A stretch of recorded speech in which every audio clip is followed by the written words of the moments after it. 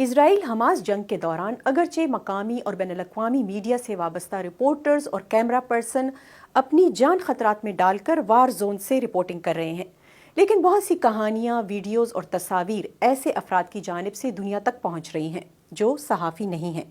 یہ لوگ ہیں کون؟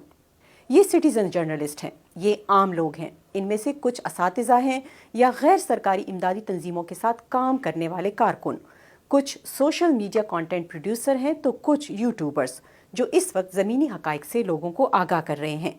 بسین عودہ پہلے ایک کانٹینٹ کریٹر تھی، وہ سماجی موضوعات پر ویڈیوز بناتی تھی، لیکن اسرائیل حماس جنگ شروع ہونے کے بعد سے وہ کبھی غزہ کی گلیوں اور کبھی مقامی ہسپتال سے ویڈیوز اپنے سوشل میڈیا اکاؤنٹ پر ڈال رہی ہیں اور دنیا تک معلومات پہنچا رہی ہیں۔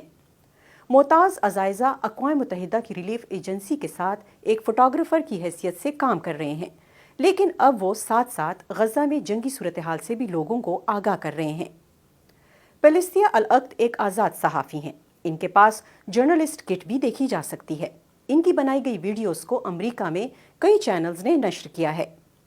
دنیا بھر سے میڈیا آؤٹلیٹس جن کے نمائندے اس وقت اسرائیل یا غزہ میں نہیں ہیں، وہ انہی غیر روایتی ذرائع پر انحصار کر رہے ہیں۔